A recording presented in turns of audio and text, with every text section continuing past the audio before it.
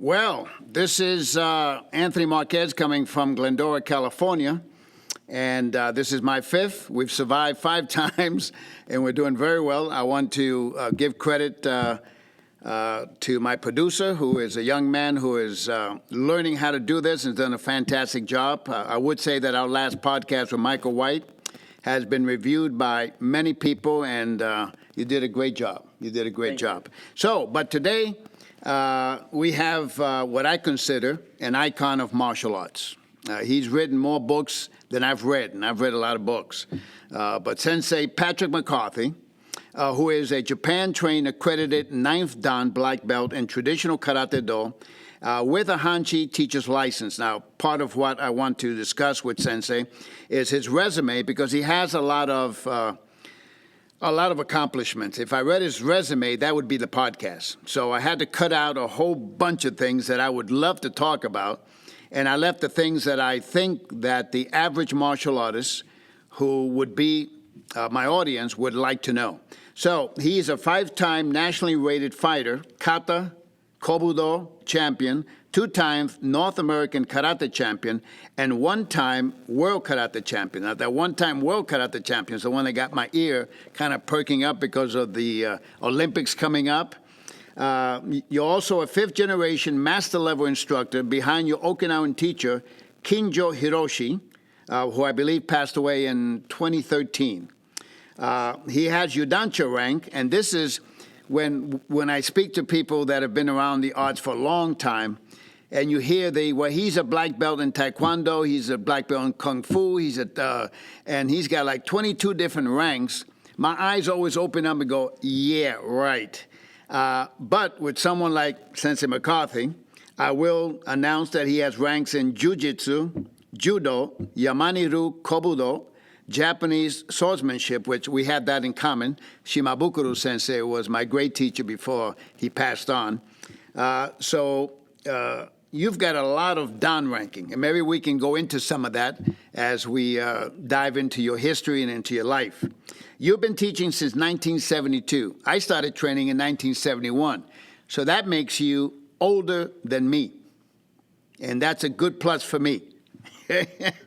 You've been running your own dojo since 1974 and are one of the first Canadians to be listed in the who's who of American martial arts. You've been the subject of countless newspaper and magazine articles, radio, TV programs, film documentaries, along with your work in Hollywood film projects. I don't know how one man does this in a lifetime, but you seem to have done it. You have written and translated no less than 9 books. I think I've read 15 books. One of the bestseller, Bubishi, which I am proud to say that I have. I don't know how I got 2 copies.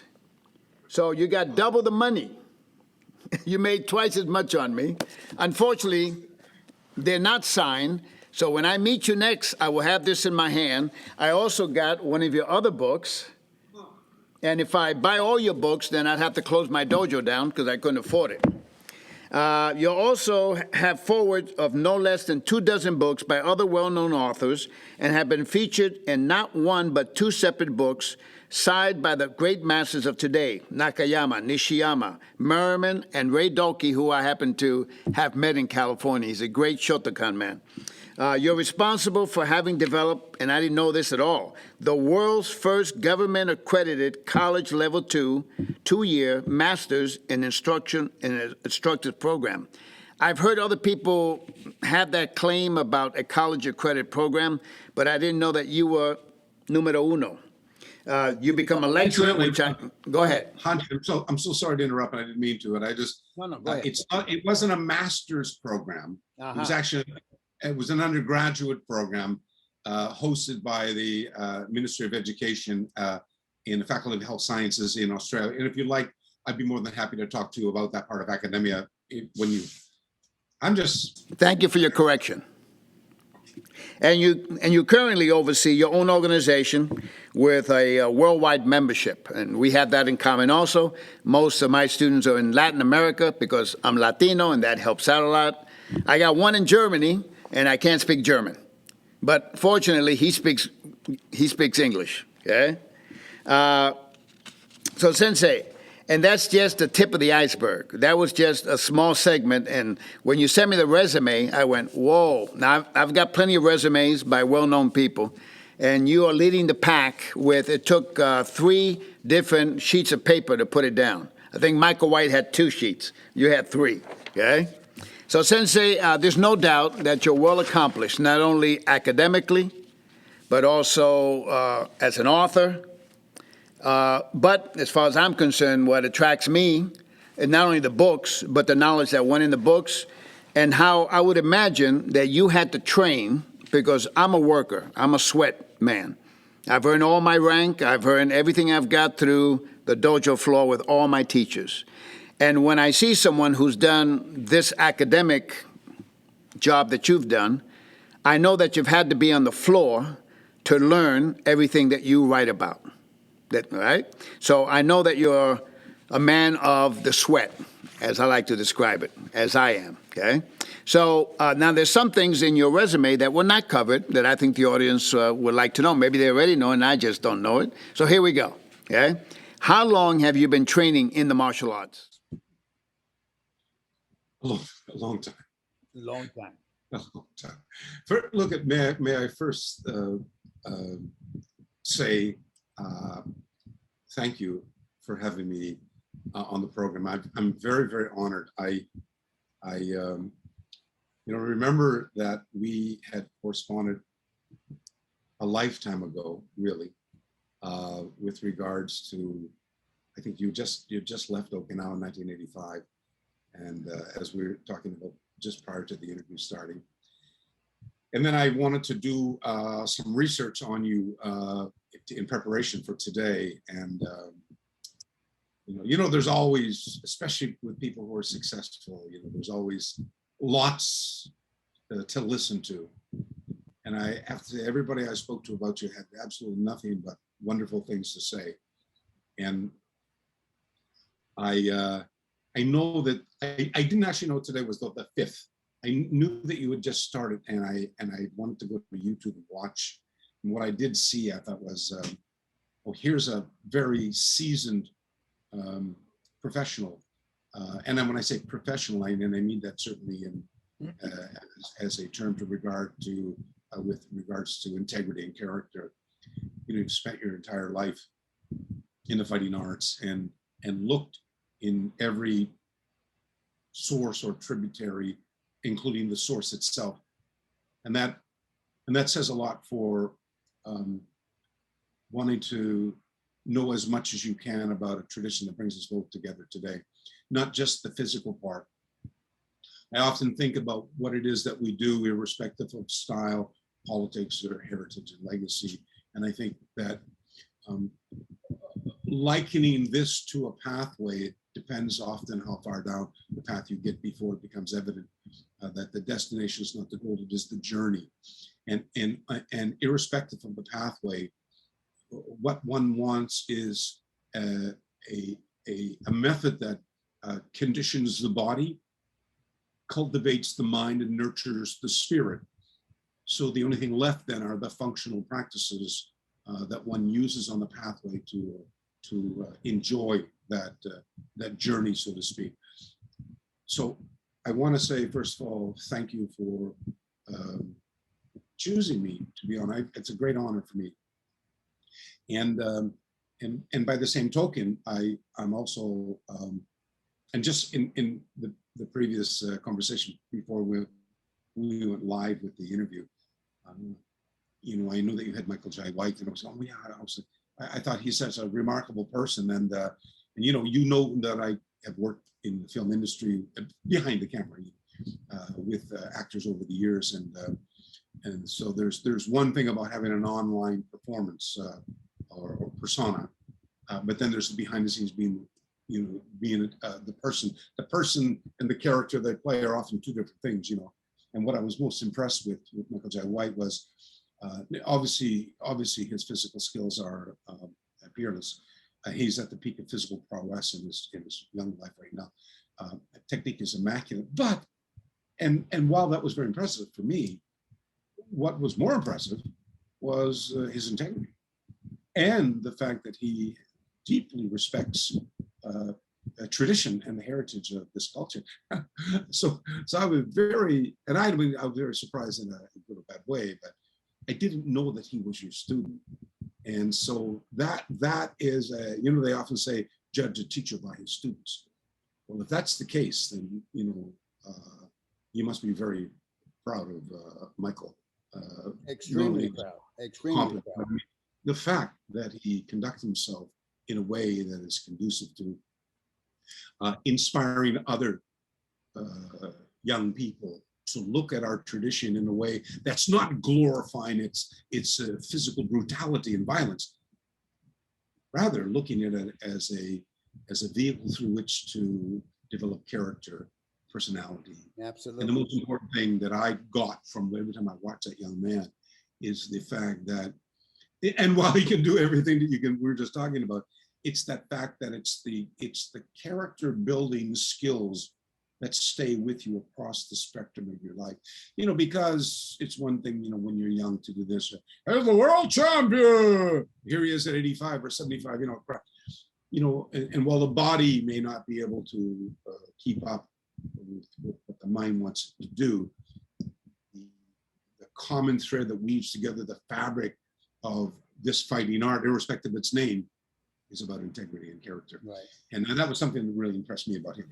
Well, I know him from when he was just a black belt from New York to California, and we spoke about this in his patent. I don't want to get to the Michael White part, but just to finish this conversation about Michael White, I knew him when he had nothing, when he was eating pizza on my floor after a workout in my garage, before he did what he did.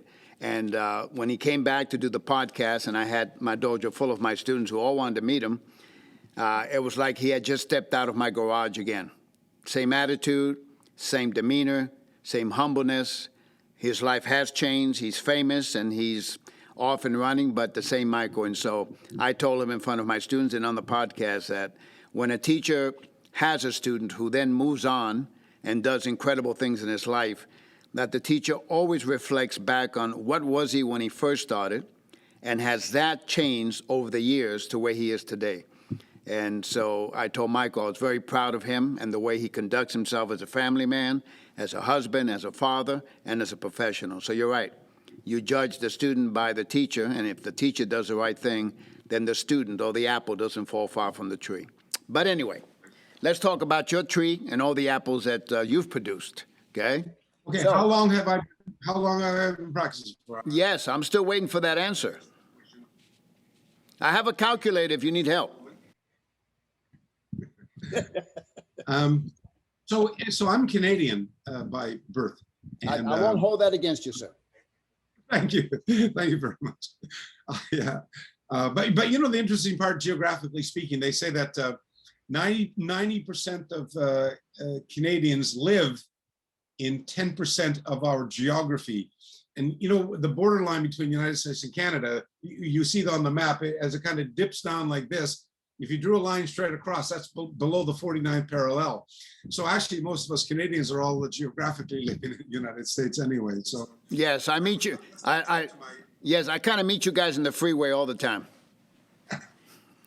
Now, so we start school in Canada. We start school just after Labor Day weekend in September.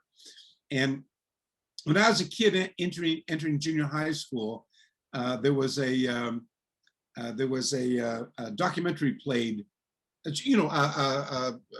gathering of all the students in the auditorium, school principal on the stage with all the people giving the announcements. And the two things I remember very well about that first week back to school was we had a Native American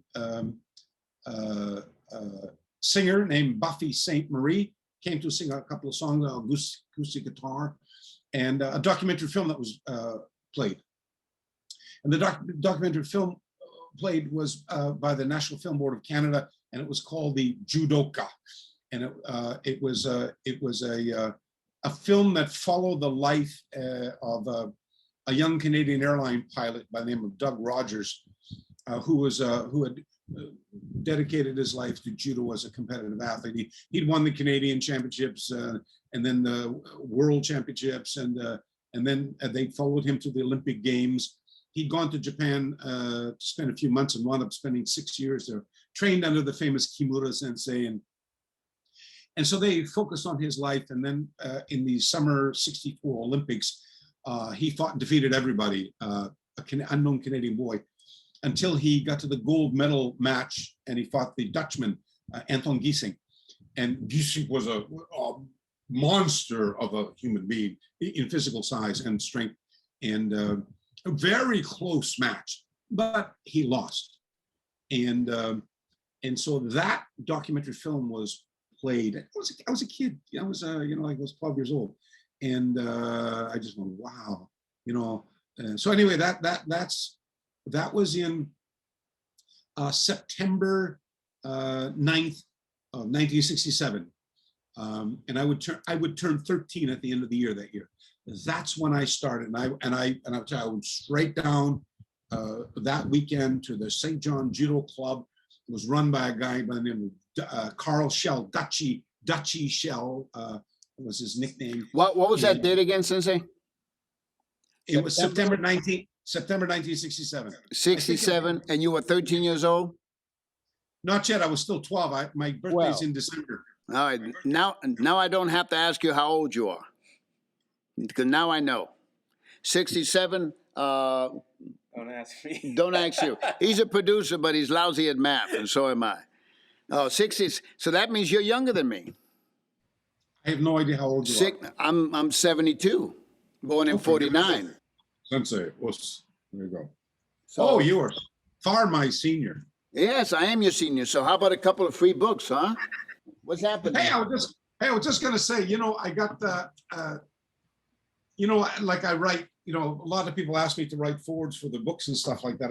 I just got some new books. Can I give us a Kodowari? I got Itosu Anko, another book on white crane by my friend in Canada. Another one from here. So I keep getting all these ones, all these books to.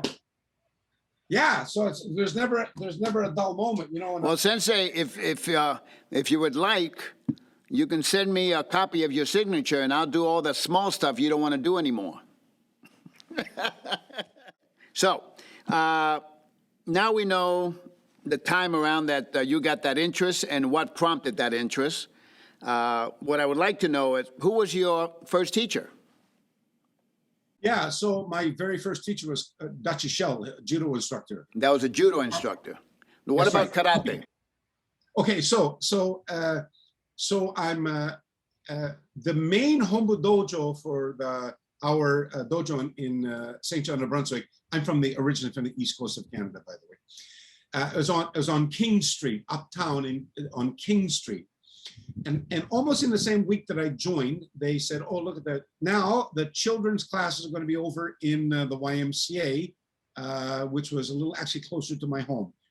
And I said, okay, so Saturday morning I go to the YMCA, and it's that. So there's the main gymnasium and they said, oh, you're in the wrestling room. It's okay. So I went down the stairs and I had to go through another little separate changing area to get to there. And there were like a half a dozen people on the floor in white uniforms and doing some technique. And I just stood there on the side with my little judo gi on, my little white belt. And the instructor came up to me and said, are you here for training? I said, yes, sir. And he said, class started at, 9 o'clock. And I said, I'm sorry, sir. I thought it was at 11. I came early thinking, oh, no, it's almost over, but you're welcome to get into class. I got into class. And instead of doing uchikomi or ukemiwaza, which is what we were doing at the judo, I started doing punches and kicks, and I didn't know that wasn't judo. And as we finished the class and lined up and bowed, the sensei made sure, he said, make sure next week 9 o'clock. I said, yes, sir, won't be late. And as they were all leaving, the judo people started coming in, and they said, oh, you're here early. I said, wasn't that the class? He goes, no, that's the karate class.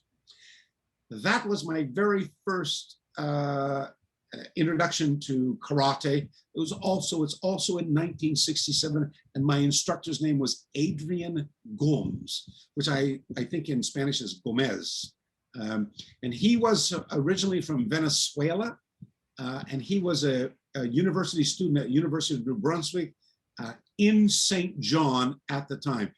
And it was his girlfriend and his girlfriend's brother and another couple of students from UNB who had made that dojo. And they were Kyokushin. It was a Kyokushin dojo.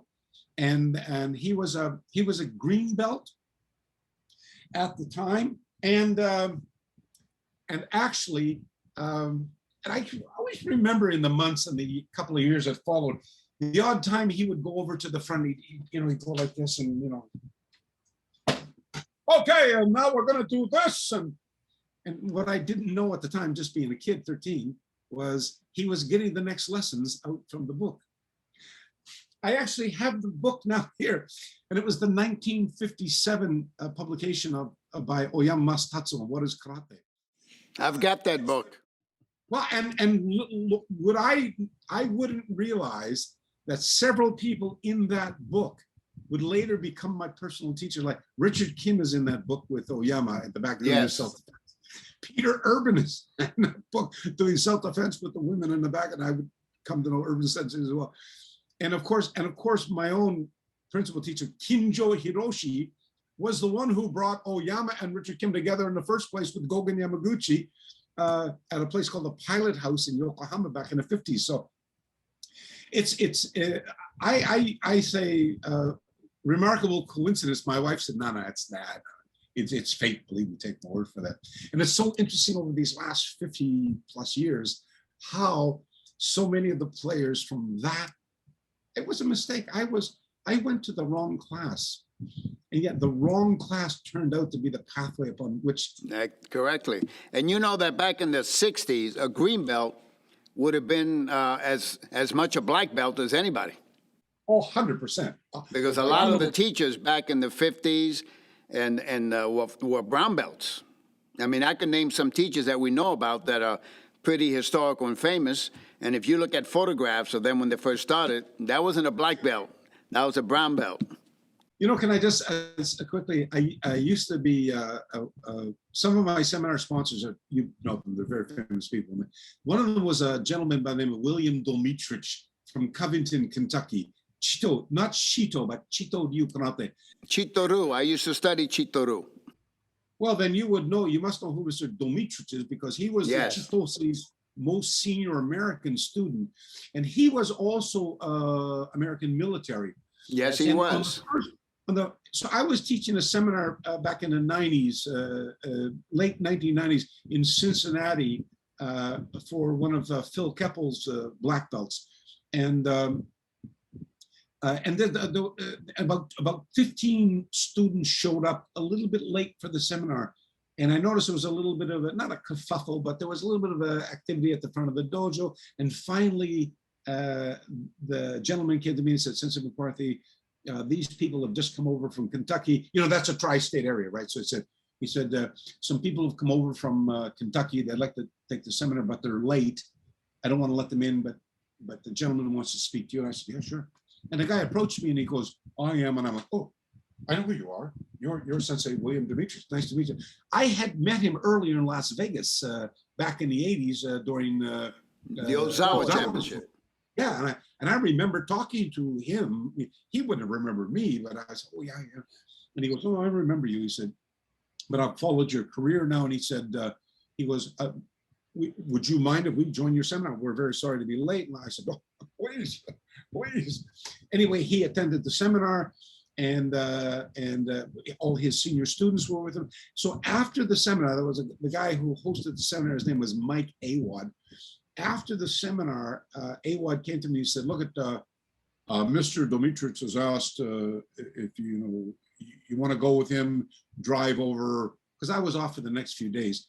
And he said he'd like to take you over to, you could stay at his house, and he has a dojo there, and he'd like to show you around. I went, well, great, sure. So we went. They're very hospitable people. They say Southern hospitality. Wow. Anyway, that's another story. And anyway, when I got to his house, long story short, he said, oh, you can read Japanese, but you do me a favor, read the certificate. And I looked at the certificate and I said, yeah, it says William, it's got your name. That's your name, William Demetrius in katakana. And it's got you as I think it was a third Q. And in Chitoryu Karate. And there are 5 people have their stamps. There are 5 names on the certificate. The first one is Funagoshi Gichin. The certificate is dated, I just got to work it out in English. 1957. It's Funagoshi Gichin. It's Chitose Tsuyoshi, Kyoda Zuhatsu, Higa Yuchoku, and one more name. And I said, wow, that's a pretty heavy credential. 1957. You got Chitose's name, you got Funagoshi's name, you got Kyoto's name. That's incredible. I said, that's incredible. He goes, but as a side note to the Chitoru, when I got to Japan in 1971, I studied with Fujikawa Sensei, who was part of Yamamoto Sensei's organization. Oh, Yamamoto Gunone, yes, of course, yeah. Who was the originator of the Yoshukai style, and he was the right hand of Chitose Sensei, and had broken away and created Yoshukai Karate. And so I still have the original Chitoru patch. Well, here's an interesting story for you. I'm on an airplane. In 1967, I was very passionate about baseball. And I was 12 years old and not turning 13 till the end of the year. And I was flying up to Montreal, Canada, from my hometown, and to go to Expo, the World's Fair. And I was a catcher for my Little League baseball team. And I had a terrible batting. My batting average was terrible. But that year, I hit the first and only home run of my entire life in our first game. And that home run that I hit guaranteed me a place on the All-Star Little League baseball team at the end of the season. And I still have the baseball, by the way. And the mayor of my hometown was also used to be the weatherman on television. So he signed that baseball for me, put a little umbrella on it, some raindrops, wishing me good. I said, I see big things for you in the future. And so the Little League World Baseball Championship is usually held in Williamsport, Pennsylvania. And but that particular year, we were all going to go up to Montreal to play for the Canadian Little League Baseball Championship because of the World's Fair. And we had won, our All-Star Little League Baseball team had won the municipal, then the state, and then what we call them provinces in Canada, and then the maritime provinces together. So I went up there to play for the Canadian Little League Baseball Championships. Now, we lost right away, but that's another story. And on the flight back, in those days, I remember it was a DC-8 or a DC-9. In those days, you used to be able to smoke on airplanes, but you had to sit in the back, you know. And I remember going down to the back to the toilet, and I saw some guys and they were all talking Asian and Oriental, I don't know what it was, you know. And there was this one guy with glasses and a little mustache and smoking a cigarette, and the other guy beside him. And then there was one guy, very strong, long, thick, black hair. And as I walked by, I went, I bet he's a samurai. He's a samurai. I'm 12 years old, for God's sakes, you know. And I remember coming back and standing by their, by the chair. And the one Japanese guy turned around and he looked at me and said something like, "Are you okay?" No. "Oh, you speak English?" "Yes, I speak it." He goes, "Actually, I'm Canadian." I said, "Oh, okay." And he said, "This is my teacher from Japan. And that's his top student." And I couldn't remember that he told me his name, but now I know. That was Yamamoto. And it was Dr. Chitose's first trip to Canada. And they were in the airplane flying down to do seminars and before their Canadian Karate Championships in Toronto. And wow, so what a small world. Isn't that amazing? And of course, when I left St. John, New Brunswick, Canada to go to Toronto in 1970, I would go and join that dojo, by the way, the Chitose dojo. Well, I studied with Yamamoto Sensei. I spent some time in his home getting ready for the first Yoshikai World Championship, which I took second place at. But I got to the Yoshikai family right before Sensei Mamoru Yamamoto leaves the Chitose family and creates his own style, Yoshikai Karate. So that's kind of a small world. Mike Foster's the Yes, was he his was. representative. Wasn't he? Yes, he was. At that time, Mike Foster was a U.S. representative. But that's a long time ago for both of us. Long time ago for both of us. Let me ask you, Sensei, a lot of the things that are happening in the martial arts today, someone from the perspective of being around for 50 years, in fact, I celebrate 50 years this year.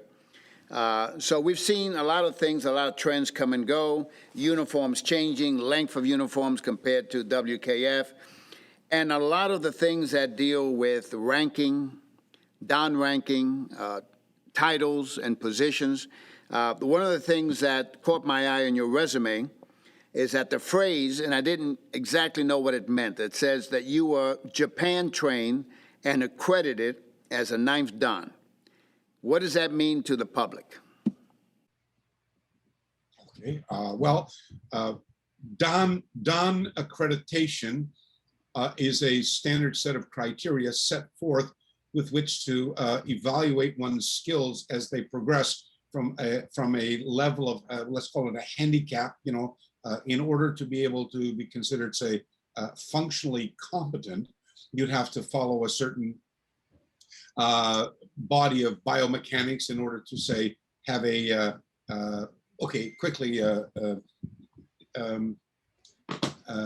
forces mass times acceleration. And in order to be able to strike something and transfer a certain amount of kinetic energy, you'd need to generate enough acceleration force to be able to, say, achieve your outcome.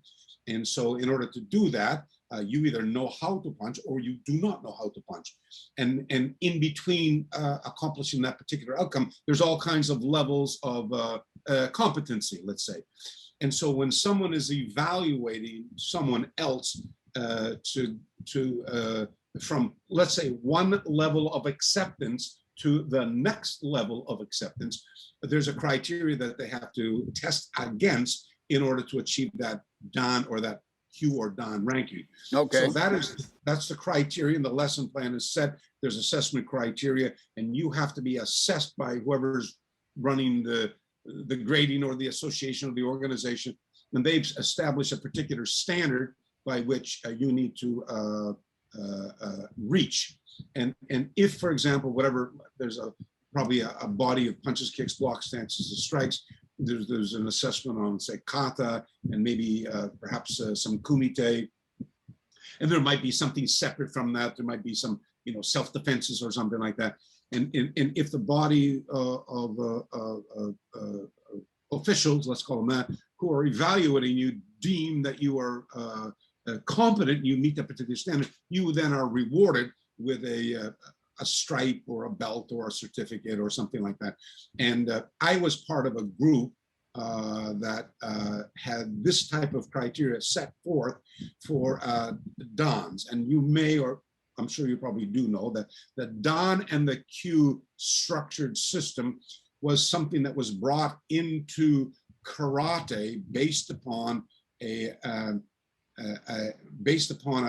system that was established in judo by Kano Jigoro Sensei, who himself borrowed from a tactical game of strategy used actually in ancient China, adopted by the warrior class in Japan, called Go. And Go is a game of tactical strategy, and there's all kinds of levels of proficiency that are above and below what they call a handicap. The levels of proficiency below the standard are referred to as Q grades or Q ranks. The levels that ascend above the standard of competency are referred to as Dan ranks. And Kano took these, re-evaluated them with his vision for what judo represented, and then they were also practiced in kendo and judo, and that the karate movement, who had ventured away from the southern island from the late teens up until December of 1933, when karate was ratified as a new Japanese form of Budo. They had to adopt these standards for their very plebeian or embryonic practices that they brought up. We can talk about that later if you like. That, what I mean to say is embryonic was they were not systematized into what is referred to on the Japanese mainland as an acceptable Japanese Budo. And those things, as you know, the Dan-kyu system, the belt, the dogi, the getting rid of the ideogram that refers to karate as a reflecting its Chinese source of origin, and the jutsu suffix, which refer to more of an older style practice that focus on function rather than lifestyle. And you might know that in those days, things like jiu-jitsu and aiki-jitsu and so on, were also based on this conformist movement pathway that became known as then Ju-Kendo and Judo, and from the jitsu, and of course karate do was another part of it. And well, let me segue from karate do, because your credit is a ninth dan, but it says what caught my eye was Japan train. That's a funny way of phrasing. Are you a Goju, Shitoru, Shotokan, Wadoru, ninth dan? Or I've been, at one time I was honored by someone, I won't mention names now, who looked at my karate. I'm a Goju practitioner. He was not, but he said if I studied in the system of this particular style that he represented, I'd be a seventh dan. And I said, well, thank you for the compliment. But I'm not that. I'm a Goju man, and I got my rank from my sensei. And he surprised me one day with a certificate of seventh dan in his style, and he used the same phrasing, karate do. He didn't say the style he was representing, and he certainly didn't say Goju-ryu because he wouldn't be able to qualify me as a Goju practitioner.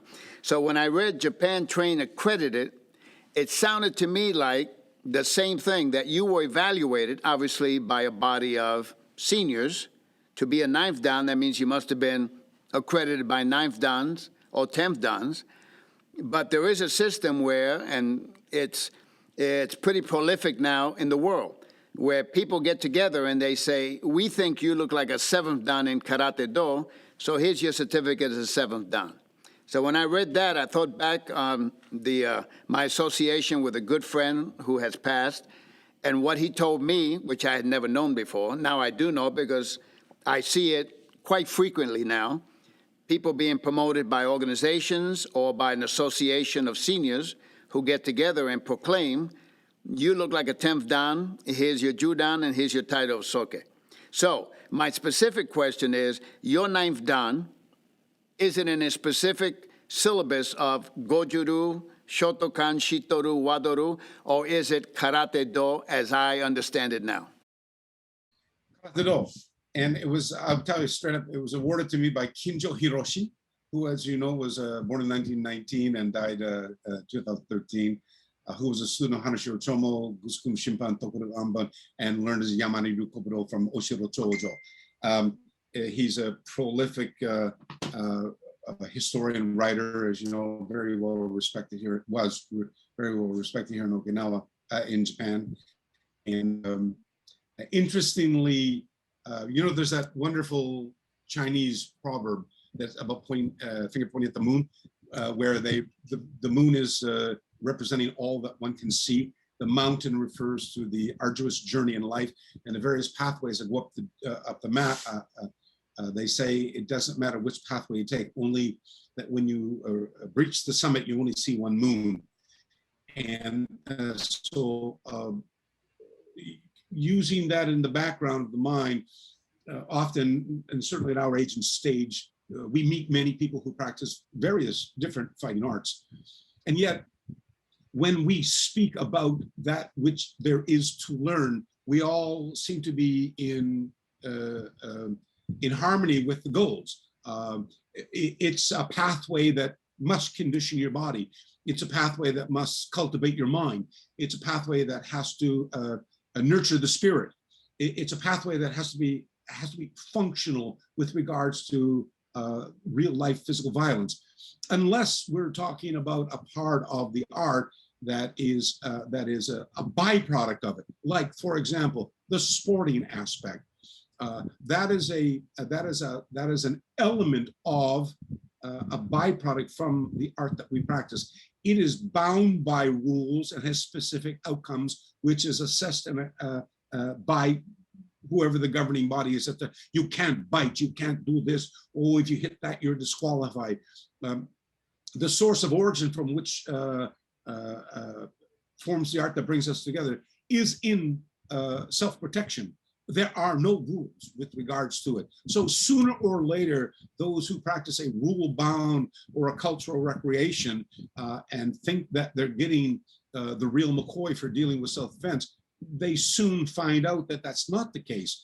We haven't tested the veracity of our fighting tradition with aggressive resistance and under those sets of circumstances which would then test how physically effective the competency of these practices are. So the point I'm trying to get to is a lot of these guys who practice the old schools seem to group together to create things called either moais. A moai is a group of people who get together from an art, not necessarily all the same styles, who want to just get together to have discussions about things that they're very interested in. And often, and the traditional moai here in Okinawa is also, they will donate money to each other, and the proceeds of that money will then go to help someone, either someone in the moai or someone, a needy person or a group or a charity that need that money. But a lot of these moais that go on here, they're often guys from Goju, Shito, Shore, and Water. They're not that. And interestingly enough, because when they get to that particular essence, they're all thinking the same way. A block's a block, a kick's a kick. Yeah, you can only block and kick so many different ways. I understand that. I hope that in our conversation here, we can go down the pathway later. I would love to talk to you about the V theory, the two-person role, as the martial art and not the kata, because the kata came later. I'd love to talk about that, by the way. But let me conclude making this. I have a habit of going around to make a point and then establishing. No, you're kidding. I haven't noticed that about you. But continue. You know, it's interesting. Before I came to Japan, I would teach something, and somebody said, "Hey, why are we doing that?" And I would teach them. I would tell them why, and then somebody else might ask another question. Hey, why? And I would answer that. So maybe let's say the class was 3-4 hours long. I might ask 20 questions. You know, and what I learned in Japan over a very long period of time was if you're fully prepared and have the facts systematized in such a way that you can deliver them coherently to a group of people who can understand them, they don't need a question. It's there. So, you know, there's that misconception, you know, and I'm not pointing at Funagoshi Gichin, but I'm saying Funagoshi Gichin, when tasked with explaining the function of karate back in the 20s, time out for a minute, you got to remember that on the mainland of Japan, from the late 1880s up through the period of time, so let's say for the next half century up to say 1930, the education, commerce, industry, all of these things which had not existed before because it was a conformist-based culture run by one group, was now an open society, and people were being educated and asking questions and bringing things in from France and Belgium and Prussia, school uniforms and government electoral politicians. It was in a very short period of time, it became a worldwide force equal to the great cities of the world. Please ask me a little bit later on about the Crown Prince taking his trip around the world on March 6, 1921 to travel out to Europe and then stopping at Okinawa on the way. And I will tell you what was going on. Oh, I won't be asking you about that. Okay. Okay. So let me just jump back again. But see, look, there's an interesting comment that people say in Japan, used to say.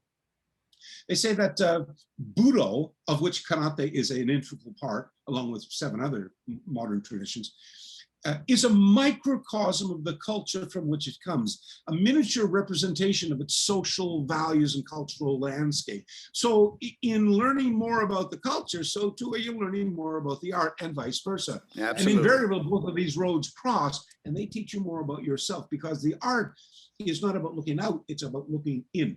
And so keep that in mind. There's a lot, like, arguably, Judo, Kendo, Aiki, these are just different pathways going up the same mountain to get us to the same understanding in life. And that is that the source of human weakness is not an external, it's internal. And if you want to get over any of this and enjoy a life where in the twilight of your life, you look back and say, that was a life well lived. I was happy, I was fit, I enjoyed it, I contributed, and I was leaving something in return. You need a pathway that provides these things for you. And nowhere in the world is there something as provocative as a fighting art to do that. And the end result is the answers are all the same. It's just that the pathway to get there is a little bit different. So I'm not jumping off the subject. I'm just trying to give you some background to lead to the question. What does Japan accredited ninth dan actually means? Well, it would mean that I trained, studied in Japan and was accredited by someone in Japan, not outside Japan, not in Canada, not somewhere else. I didn't go through the Canadian system of learning karate to get my rank. I did it in Japan under a Japanese, well, in this case, an Okinawan martial arts master. But interestingly enough, that master, Kinjo Hiroshi, is very, very well known for studying the old ways. There's a wonderful term. Well, Sensei, let me ask you a question then. You just made a statement that you didn't go through the traditional Canadian belt system training syllabus. Then I did. You did. So you had a Shodan, Nidan, Sandan, Yondan, Godan, Rokudan. Shichidan, Hachidan, Kyudan.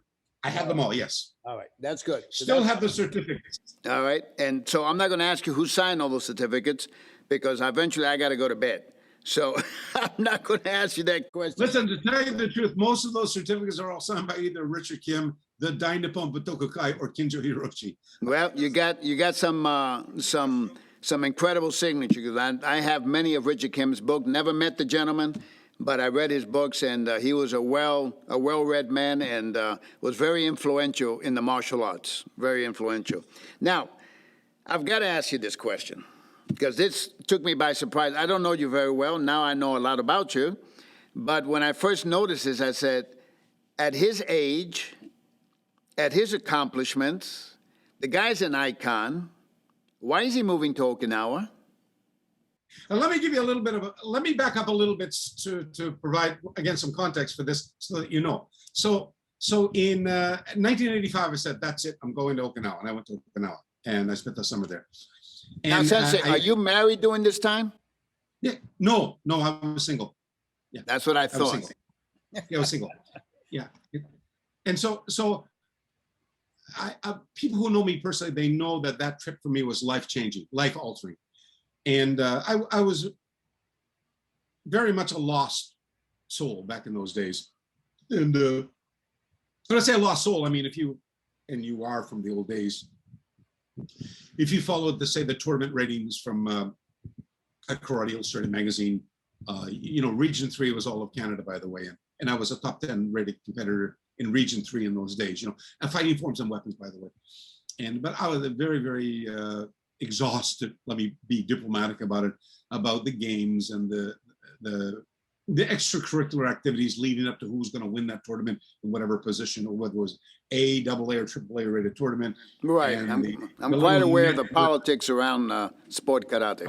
Okay. So, and you and I are aware of that. And let's if the audience listening to this want to question or query that, they can do it online or something like that. I'll happily respond to it. But so I was searching for something greater than the sum total of its individual parts, and I couldn't find it anywhere. And this idea that Jim Sylvan had brought up about, let's go to Okinawa, that's where it is, you'll find it in Okinawa. And I went to Okinawa, and by the way, and this is probably a source material for a dissertation for someone's PhD later, but I did not find, like, let's say, physically speaking, because I was looking for somebody who would explain the contextual premise of understanding why kata was the way it was. I already knew how to fight. I learned how to fight in the hood that I grew up in as a kid. And then, of course, going into a dojo at 12 years old, that helped me enormously. But I also wrestle and I box and I kickbox. So, physical violence and knowing how to handle myself, I was already there. My very first job was working in a watering hole in my neighborhood that I was actually underage. I shouldn't have even been allowed in there to drink in the first place, let alone work on the door of the club, So that was not what was interesting me. It was the application of the kata. And everybody and his brother had been talking about the secrets of kata. And, if you looked at my background, you also know that I was very heavily involved with Kung Fu at that time with Dan Pai and those guys. And I come out of studying a five form fist, a Hung Gar background as well. So I didn't find the answers there. I didn't find the answers in karate. And my friend, who I sadly just passed away, Jim Sylvan, said, no, we'll go to Okinawa, you'll find it there. And I went, and by the way, so I did not find what I was looking for in Okinawa. But I want to share this one little comment with you. Guy says to me, goes, you're in Okinawa now.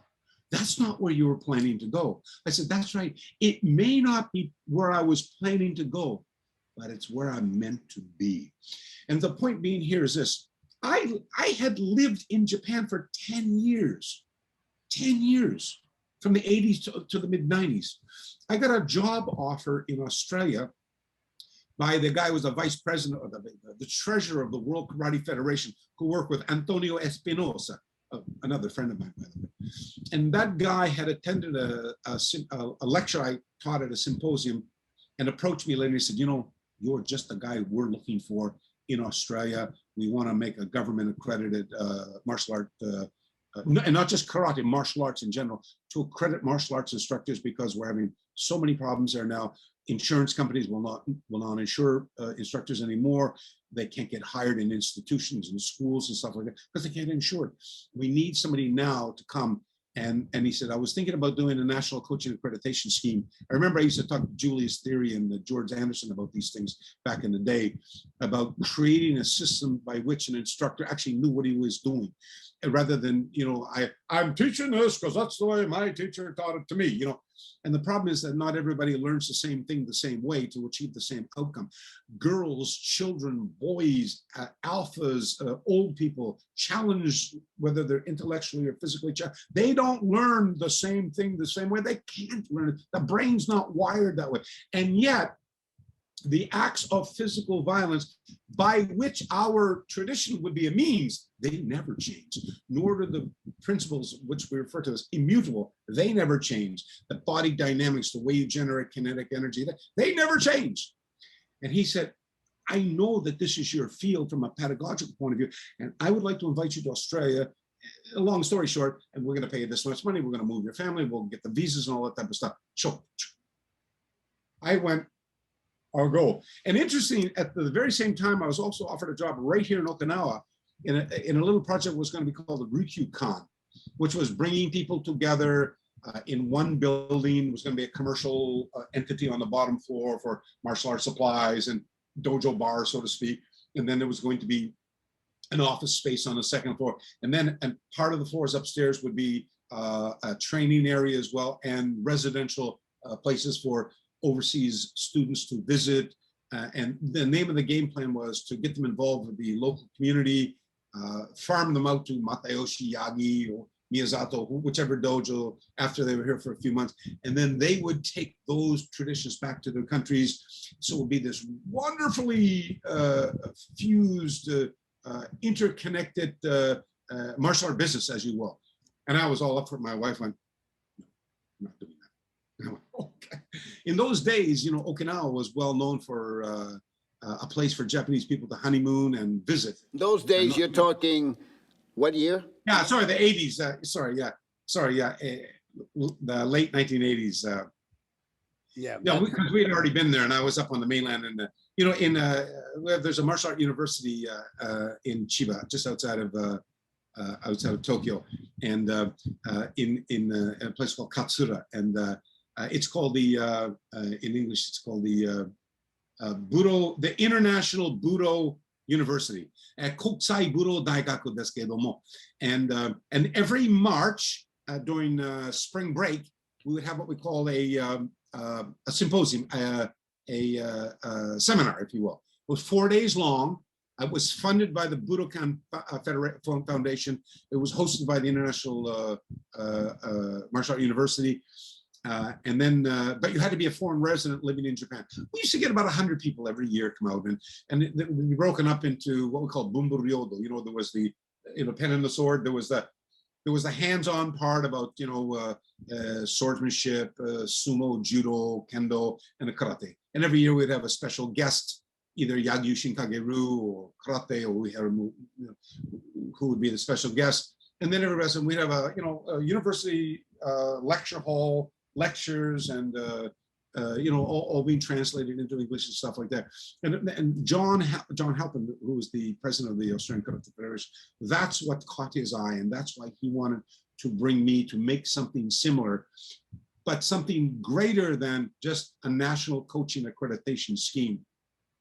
And that's how the foundation of this 2-year undergrad diploma program unfolded, that looked at the anthropology, the philosophy, the history, the culture, the pedagogical point of how we view not just physical grading for a Dan structure, because that has to do with how to do it, but the pedagogical part of how to teach it as well. Because teaching and doing are two separate categories which have two different sets of learning skills and development. Right. So well, let me ask you a question. Is that still going on? Yeah, it's interesting. I was training on the beach this morning with my group. I have people from different styles to come to meet me down on the group at the beach, and we train in the mornings. And we talked about that because we are thinking right now of creating a Kenkyu Kai here in Okinawa that's going to bring some of the most senior minds together. Forget style, bring the senior minds together to look at these types of things, because it's one of the areas that's been seriously lacking, because there are mostly a lot of issues surrounding style and the preservation of a particular legacy or heritage that belongs to, say, that family or this family. And often because of rank and lineage and position kind of our focus on more than function, you often hear the term, that style is terribly dysfunctional because they focus so much on overly ritualized practices and not looking at the actual original meaning of it. And so this kind of movement that I'm not spearheading it, but a few other people like myself who are here are spearheading. Have you heard the expression many years ago? We have to go to Okinawa to learn the history, the way it is, and then later you start hearing, it's no secret that some of the Okinawans are looking outside of Okinawa to the Western world to find out about more of their own art. That's an interesting story. I've heard the first term. You got to go to Okinawa to find the roots, and I haven't heard the second term, that the Okinawa is coming out. Yeah, that was very prevalent in the mid '90s up to around the millennium. People saying, a lot of people in Okinawa are looking outside Okinawa to find answers. Can I just say that? And you can edit this out if you want. Often, especially in the first year students, I had 22 subjects I oversaw. I didn't teach all the subjects. It was a college faculty, so there were lots of other lecturers and professors who taught. But in the actual courses I wrote myself that were accredited by the government, one of them was one called Martial Art Foundation 101 to 104. It was 4 semesters. And it was the anthropology, ethos, and theories of the fighting arts, and not just karate, by the way. But by the time we talked about Japanese culture, and I told you that the fighting arts are a microcosm of the culture, so the more you learn about the culture, the more you learn about the art, so on. A lot of people didn't realize that. So therefore, by understanding something about the people, their customs, I would learn more about the art. I said, well, of course, it makes sense, doesn't it? So opening semester lesson 1 in MAF Martial Art Foundation 101, there was a 2-hour lecture with assignments and so on, and it started something like this. Yeah, hi, welcome. I'm so-and-so. I'm going to be your instructor for this course. And before we get started, irrespective of where you're from, because there were Kung Fu, Karate, Taekwondo people all gathering together to take this martial art accreditation course. I said, this particular semester and in this particular, we're looking at Chinese and Japanese culture. The first part about Japanese, and I want to say this, that if you understand how what forces affect the growth and direction of a particular very fluid practice, you can see why it is the way it is today. So I said, in modern Japanese culture is built upon 1,000 years of male-dominated, homogeneous, extremely discriminatory culture of conformity, and inside this Confucian-based mindset, whose first tenet is filial piety, which is an interesting term for ancestor worship. Very, very real, still to this day, very, very adamant in this culture. And what that also means from a fighting arts point of view is that there's no questioning of authority. And that's a very important part to recognize, because often, and I'm sure you will have grown up in the fighting arts with don't ask questions, just, we say, fugenjiko, don't talk, just train. Actions, not words. And so the idea of where we want to intellectualize with understanding why something is the way it is, that's not Japanese judo kendo pathway traditions. It's get in a class, train, and the answers to these questions will become intuitively obvious. And I'm going to mention in a moment something that Funagoshi wrote called Sanmen no Kata, which means 3 years on a kata. And he wanted to mean that if you practice kata for 3 years, you will intuitively understand what it's all about. And that's not true. That is not true, because you can study kata for 50 years, and unless you have a contextual premise with which to base your studies on, you're not going to go anywhere with it, or it'll always remain purely cosmetic. You need acts of physical violence with which to measure where you're going. That's the way it has to be. And it doesn't matter what martial art you practice in the world. If I say to you, okay, yeah, so by the way, how do you handle being attacked from behind, grabbed and thrown to the ground? I don't know. Well, if you don't know, then by virtue of the chain being, the chain is only as strong as its weakest link, then I'm going to mount my entire army against your weakest link. And if it's fighting on the ground or standing up or using weapons or whatever, then that's going to be. And so understanding that which there is to know has to become part of the learning process. So then I go back to this point. Now, Sensei, do you believe that the way that you have just described the essential elements of martial arts, and I've been exposed to that in Yoshikai, it was only fighting. The katas were thrown to the side, and we did them because we had to get a rank, but it was full contact, just like Kyokushinkai. And my first 4 years was just banging it up and taking the punishment and giving the punishment. Then I go to Okinawa, and I see the flip side of that the kumite that I saw in Japan was downgraded in Okinawa, and the essence was kata, kihon and kata. And I think I fought maybe twice in 8 years. The first time I walked into the dojo, they wanted to test me, and they got tested back. And the last day before I left, the same individual that challenged me 8 years before challenged me again. And so the point about kumite, self-defense, was not a big emphasis. When you mentioned that you went to Okinawa looking for something and you didn't find it, let me segue to something that I believe you said at another podcast that stirred up the community. I had a lot of feedback on that comment, and I believe that now I can tie it into what you just said. When I got to Okinawa, I went there for a purpose. I wanted to understand the self-defense aspect of the kata, and you said in this podcast, I didn't find it there, and I didn't find it in Japan. What I didn't understand was, were you talking about you didn't find the kata, or you didn't find the kumite, or both? Okay, neither. When I went to Japan, I found some incredible fighters, unbelievable, especially in the university structures, and technically remarkable fighters.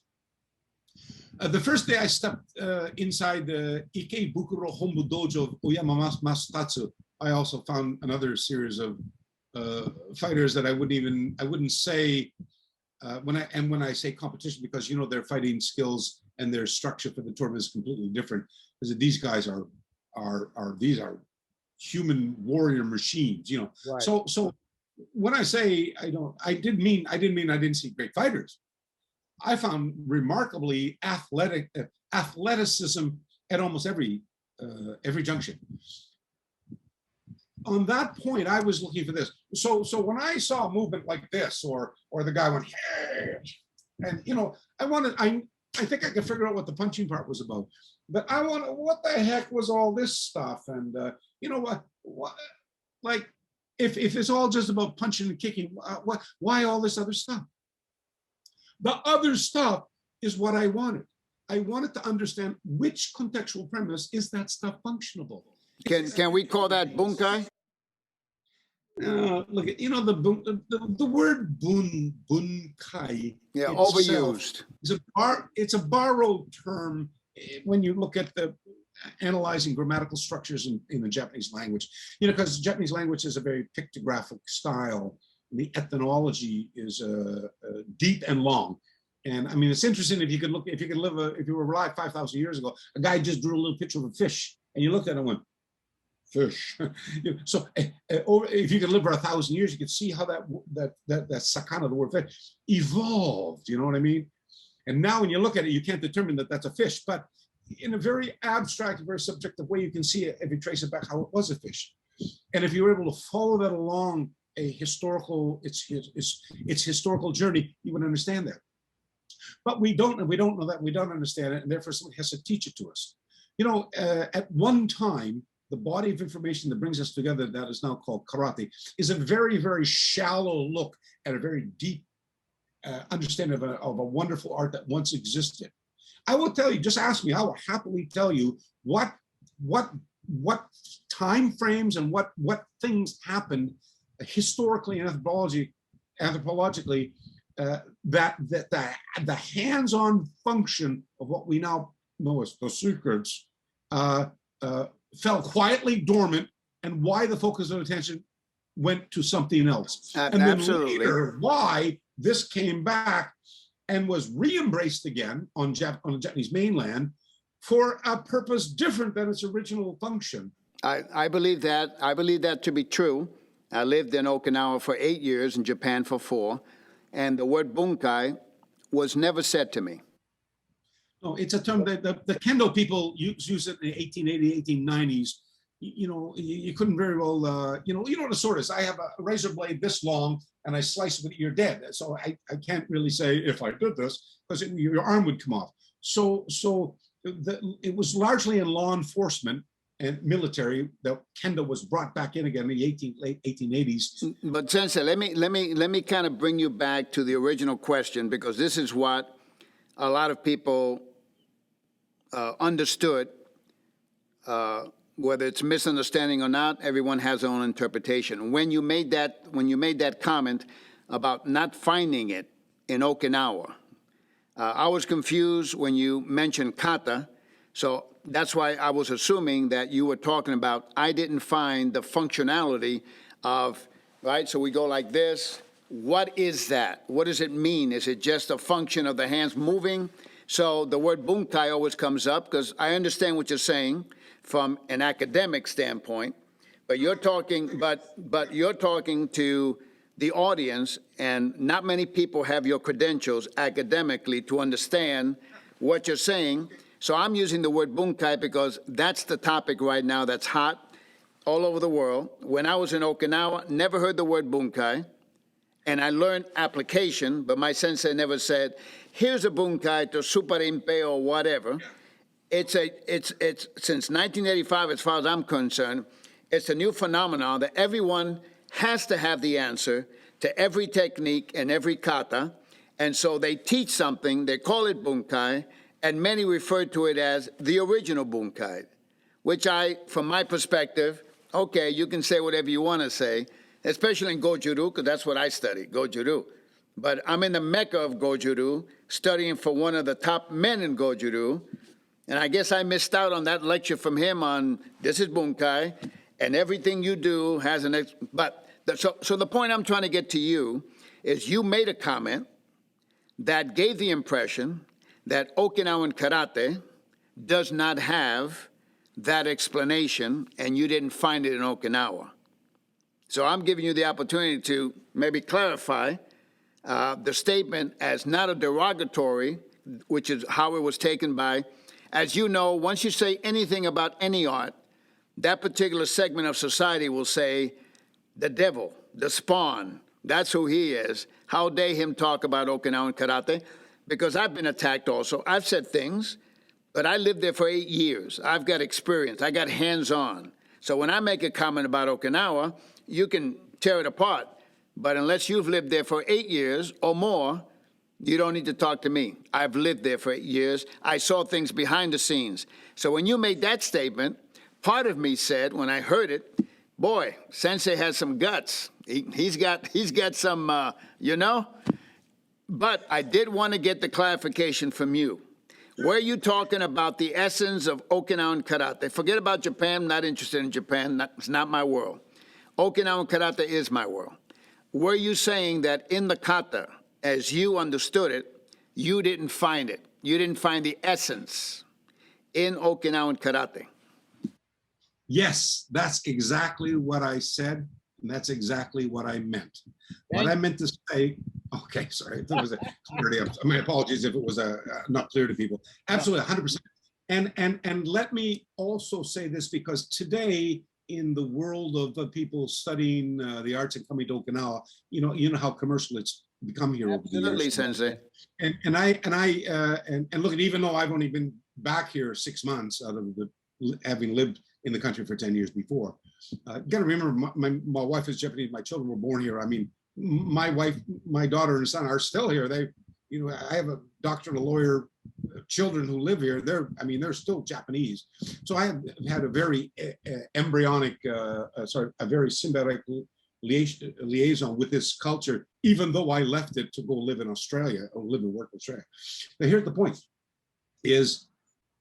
I didn't go. The point is, I see foreign students, foreign enthusiasts of karate or kobudo come to Japan or Okinawa and spend a week or two with their master, with the organization, and have a wonderful time and do all the training and all the interactions and sightsee and enjoy the food and culture of this wonderful place, and then go back home again. And so that may be one week or 10 days out of the, some people have come 10, 20, 30 times to do that. And you're right, you lived here 8 years. You know, you have something, and everybody who's lived here, that visitors don't know, that living here and existing and being part of the culture, you learn that you don't learn in a week or 2 or 3 or 4. And so I want to make perfectly clear, I didn't come in 1985 and visit one dojo and then leave a week later. I'll give an example. Like on a daily basis, I might start my training at 7 a.m. at the Nagamini dojo for meditation and kata training with Nagamini Sensei. And then I would go from the little Kimoji district where we were now, and I would go down to maybe Kokusai Dori, go to Shaky's Pizza or something like that. 500 yen all you can eat in those days, and that was a lot of money. And I was only eating once a day, in spite of how I look these days. I remember that Shaky's Pizza. Yeah, and then I would go. Maybe I go to Yagi Meitako Dojo, the Meibukana, go upstairs and do 10 o'clock training with him. And then once I go down there, I go to Sobe over to Mateoshi Shimpo's dojo. And I got along marvelously with him, and spend a couple of hours over there with him. And then I might go somewhere. I might go to Namanue, or I might go down to any one of the suburbs or the neighborhoods. I might go to Shuri Castle or go down to the foreigner's grave site, just to do some research and some studies. And Hokama Tetsuhiro became very good close friends of mine long before he had his dojo, by the way. And we go out on little research missions together. And then maybe by the afternoon I'd end up the day over at the Junokan or something like that, right? I don't know anybody else who did that, who did that there. And it seems to me that when I would talk to people about that later, and by the way, I want to tell you, the very first time I ever had the opportunity to kind of talk like you and I are talking right now in public on an open forum was in the 90s on a cyber dojo bulletin board run by a guy named Howard High. And it was by that it was like May 1996 or end of 96 or something like that. And they said, oh, please come and introduce yourself. Everybody loved to, we know your book and just come out and we know you're writing from that. And I go, okay, great. And I was one of these guys, I didn't know anything about computers or cyberspace. And I said, I needed it. He goes, oh, so when you go on, you have to introduce yourself first, tell them who you are, where your rank is, what you're from, what styles you do, or, where your fields of proficiency are. And then you can engage in, people can ask you questions and oh, great. Okay, thanks. So my very first day, I spent a couple of hours going, oh, hi, my name is Patrick. In those days, Patrick, I'm a 7th Dan Kyoshi. And those ranks came through the Batoko Kai, and I trained under, Kinji Hiroshi and la, la, la, la. And I did this and this, and I learned this. And so it was a big resume, right? And I posted it. You remember the dial-up squelch modems we used to have in those days, and waiting, shoot, and I go, oh my God, there it is. I'm online. And I was waiting for somebody to come back and ask me a question. The very first thing I got was this guy from Tennessee going, who the hell are you? That's all bullshit. Nobody could do that. My teacher told me, you're an asshole. He told me. And oh gosh, I said, okay. Well, let me rip up all those comments that I have about that. I've got, who the hell is he? You're Sensei, right. just let me quickly, just on the point of Bunkai, for example. And please, I'll say this with the most sincere heart. When I say I met so-and-so and I was not impressed with, here's the thing, this is what, the loyalty to the badge is different from understanding the functionality of the tradition. I would say, when I said something, I met the guy, I wasn't particularly, it didn't mean I met the guy for 5 minutes, looked at him and said, oh, he's no good. But I spent several months, 2 or 3 months practicing. And I, for example, no figures, I just said, first of all, I feel deeply grateful to be standing in this dojo that would belong to a La pioneer. And that this guy is not a 3rd or 4th generation removed. This guy who's giving me instruction this morning, this afternoon, or this evening, he is a direct student of the founder of this style. So first of all, right off the top of my head, I'm just so grateful to be in presence, to bask in the glory of his presence. That's the first thing. And the second thing is to be invited out later for a meal or some refreshments, or to sing songs with them, or to go to the beach, or to take a sightseeing trip for a day out to Nago. I'm deeply honored by all of that. And when I talk about, say if somebody said to me, oh, could you please tell me about what you think the character of so-and-so is? I would tell you a completely different story. But then they're asking me the functionality of a move in a kata for self-defense, and I'm saying, it's not there. You don't know what you're talking about, because I know him. I said, yeah, you met him once, like for 2 hours on a trip once in your whole life. That's not enough to arrive at a deduction to say, this pathway is hugely functional. And that's an issue that's an issue we talked about again this morning with regards to the greater story of the Kenkyu Kai. I was talking to you earlier about, how Japanese culture is as a conformist-based culture. There's a mechanism here in Japanese culture, and it's called, it's the imitative behavior. It's the imitative behavior and its trickle-down effect that perpetuates a conformist mindset. And it's called the senpai kohai system, where the kohai is always imitating the ways of the senpai. And there's no questioning of authority. And there's a little side caveat there. In Japanese language, we call it deru kui wa utareru, or deru kugi wa utareru. Kugi to kaoru to imi wa chotto chigai. Kugi and kui the difference between the two is one means peg, a peg, and kugi means nail that you hammer. And the expression is this, sociologically, a protruding nail gets hammered back down again, or a peg that pops up in your futon or in your shoji door, you have to pound it back in again. So metaphorically speaking, is if you're a person in this culture keeps asking questions and being different from the way you're supposed to be, you're put back in your place. and that goes from different extremes, by the way. There's another term we call murahachibu. That's what happens when you don't stay in your place. So this idea that you're not conforming means you have to conform, and you have to conform, and there's a microcosm to a macrocosm of how that works. And so in Japanese culture, of which Budo is part of, and as I said, Budo or Kendo, karate, judo, whatever pathway it is that you're on, it in many ways reflects the culture, the social value and the heritage of this wonderful, the legacy of this wonderful heritage in which we're practicing. And so when I said, what I meaning to say was, for generations, that's the way they practice, and they've never questioned it. Well, how about if somebody got it wrong from the first place?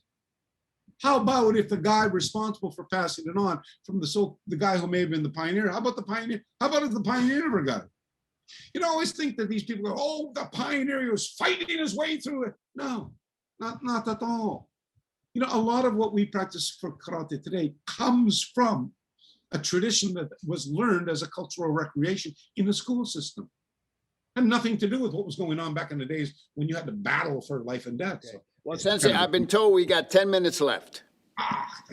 Well, Sensei, I told you this was an hour. They gave you even more because of your prestige. I told them, let the man talk. The guy's so old, he may not be around another 6 months. I got to get it now while I can. I'm just ugly and fat. I'm still pretty healthy, Hey, Hanshi, let me ask you a question. Gosh, we never got to anything at all. No, we got to a lot. But but it wasn't on my list. Mind, when you said to me, many people said don't go with it. How about this? If you would like, I would be more than honored or happy to share this with you. If you want to work a little, this is a podcast number 5, Patrick McCarthy.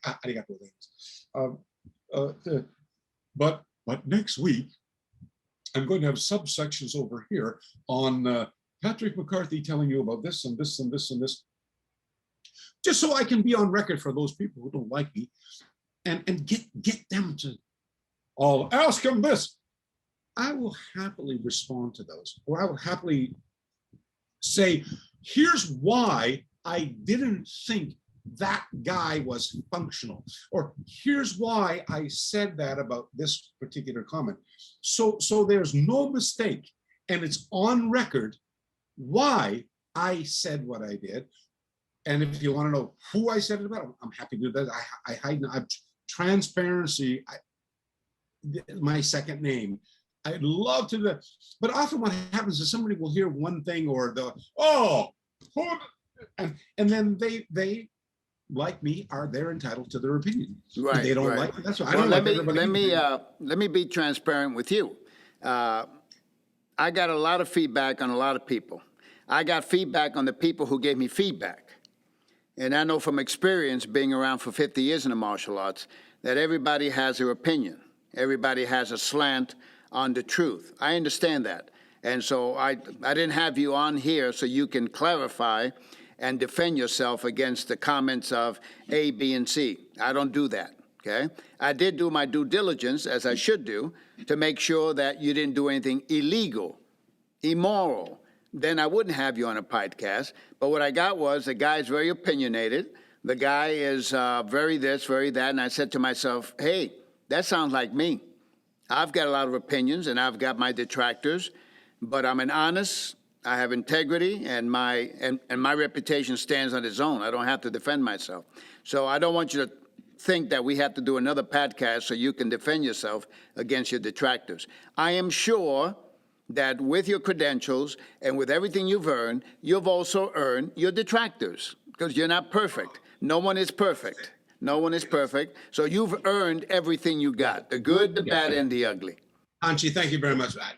To tell you the truth, what I was leaning more toward was the comments that I made in other either articles or that particular article that you're referring to, where in 1985 I said I come up to here and so I went to Okinawa and I come back and I didn't see, like those type of comments, right? For people who might not particularly understand exactly what I said, and you know as well as I did that sometimes people get so caught up in the culture of what their heritage represents that they tend to ignore other functional areas of what the tradition might represent.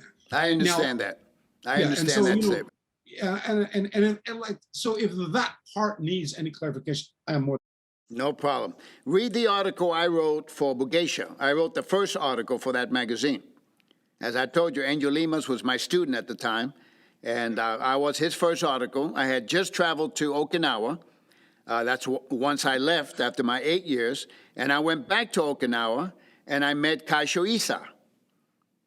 And I became his student, and I wrote an article on my trip to... I'm just having an epiphany right now, you know, because issue 1 was the only one I didn't have anything to do with. Well, issue 2, 3, 4, that was 5, me. 6.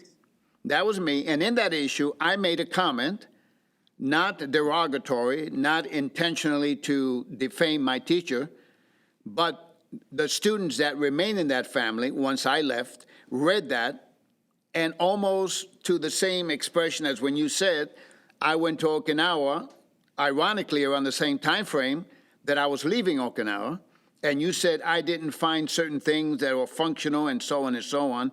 In my article, I referred to what I learned from Isa Sensei that I didn't find with my teacher. I found many things with my teachers, very valuable things, but that particular aspect was not prevalent, was not, you know, like I told you, I never heard the word bunkai. I saw some applications. And so I understand that when you make a comment the way you did, that everyone who is passionately involved in Okinawan, all the styles, and hears that comment, as I heard it when I heard you say it, I went, wow, Sensei McCarthy has got some stones. Because I know he's going to get a lot of feedback from a lot of people who may not agree or have the intellectual powers to really admit deep down inside, the guy's got a point. The guy's got a point. Whether you agree with it or not, the guy's got a point. So when I heard you say it, I said, Sensei McCarthy has some integrity there. And then I said, why did he move to Okinawa? My apologies. So just quickly if I can, because I know we're running out of time. You know, I go in 12 different directions at one time. I ultimately plan on coming back to make the point. So I left Japan to go to Australia, and it was going to be a 2-year contract, and then we were coming back to Japan. I didn't want to leave. I love Japan. I didn't want to leave Japan. I love it here. It's fantastic. And there's something in Japan that doesn't exist, from my perspective, anywhere else in the world. And this is what they call the TMAI honne. TMAI honne, you know, because you live here, right? TMAI is the facade of, oh, everybody's so nice, and hey, they're nice to each other, but they hate each other. Oh, that's TMAI. That in a nutshell is traditional karate. Oh, 100%. There's a whole other podcast right there, by the way. Yep, absolutely. So anyway, TMAI honne. So I was going to come back, and 2 years later. But Australia is such a beautiful place. You know what, to tell you the truth, it reminded me a lot of the little town I came from in Eastern Canada in the 50s and 60s where I grew up. And I just went, I said, what's the anyway, so, okay, 5 minutes, okay. All right, so anyway, we stayed, and being a Canadian, it was very, very simple to take out Australian citizenship there as a dual citizen, which I did. My kids were brought up there, educated, university. And when we and I told you that the college course had gone for 7 years, and the head of the faculty came to me one day and said, Sensei McCarthy, I'm sorry, but we just came from a big meeting, you know. And by the way, this is where you learn that education is the same as pork bellies. If no one's buying them, they're not going to last for long. And the college itself was on the worst slump it had ever been in 50 years.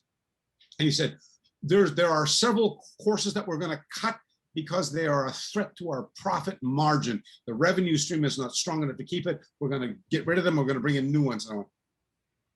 And martial arts is one of them. He goes, absolutely. So sadly, that's the reason why the college course came to a conclusion 7 years after we had after it was accepted as a functional program. Now, in the meantime, I had taken the International Ryukyu Karate Research Society that I established here in Japan while I was living here, and I took it public. And when the internet came, we grew from having like, just a couple of hundred members to like a couple of thousand members, and then to like 20,000 members, in 60 countries around the world. We had members everywhere. And all of a sudden the demand for my research and instruction and traveling and teaching grew exponentially. And so my wife and I's plan was okay, we're gonna then go back to the United States, because the United States is where the hub of all the businesses. The bulk of my business is in South America, United States, and Europe. That's where the bulk of of our organizational business was. And at that time I had this deal. His name's not important. I made a deal with the guy. I made a deal with the devil. And this guy was going to help me do all of these things and teach me more about marketing and online stuff. And I said, and that would require me to go live in the United States. And that's perfect. So I was going to go to Los Angeles. I was going to settle, and I was going to be there. It was a 5-year plan. And in 5 years, my wife and I were coming back. We always chase the warm weather. We don't like the cold weather. Not that one reason why we didn't go back to Canada was because of the cold weather. So Los Angeles was warm. We just didn't like Los Angeles in the end. And Okinawa was warm. So we were going to wait for 5 years, wrap our business up, transfer it over to my senior students, and then go and come here and retire in Okinawa. What happened was, because that business deal, fell apart is an understatement. That's a story for another time. And then on top of that, the Biden and Trump war played out on my main street down. I lived on Broadway in DTLA, downtown Los Angeles, a terrible place to be. And so the pillaging, the shootings, the destruction was all happening in front of my place. And I have a little app on my phone about violence, and I used to target my enemy. The things going on were ridiculous. My wife said, "I'm going. I'll see you in Japan." And I said, Sensei, can I caution you never to come back to Los Angeles? No, we should have settled in Santa Monica or somewhere up the valley or something like that. We should have never gone to DTLA. Well, anyway, Sensei, I've got to cut you off. I don't want to, but my director is, I think Eric. He's taking something out. He's learned one word from me, and that's seppuku.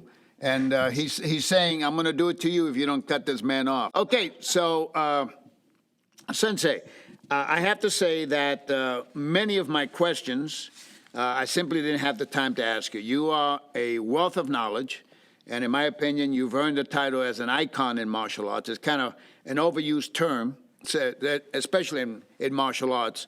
It seems like if you've been around for 50 years, then you're automatically an icon, and I really don't believe that. There's a lot of people who've been around 50 years, and they haven't done anything, in my opinion. Your credentials are self-evident. I don't have to hold your credentials up to anybody. All they have to do is look at your resume and say, wow, the man has done a lot. So I would like to humbly ask that you commit to another podcast at a later time. Is that possible?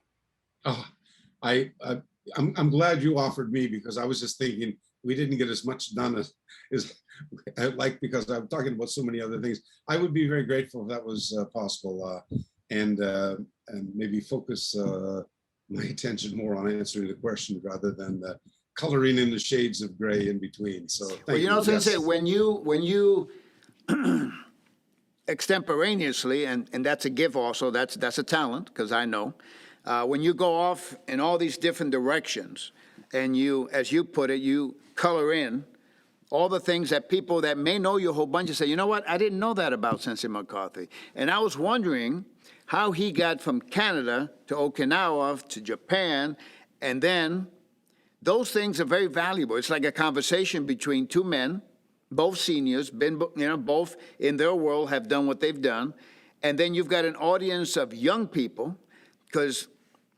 not disrespectfully, I would assume that most seniors will look at this and will shut it off. I got 55 years. I don't need to listen to Sensei McCarthy or Anthony Marquez. But there's got to be thousands upon thousands upon thousands of shodan, nidan, sandan, yondan, and maybe even godans that still are receptive to the idea of my style is not the only style, my sensei is not the only sensei, and there's valuable work, there's valuable advice, there's valuable wisdom that other men have. And when they see podcasts like this, they go, all right, he is not my style, but the questions that were asked and the answers that were given, very interesting. And who knows if one of the things that we're discussing changes the direction and the history of somebody who later on, 20 years from now, will say, I changed my direction because of that podcast with Sensei McCarthy. So we don't know who we touch, how we touch them, and how that's going to change the direction of their destiny. I believe in that.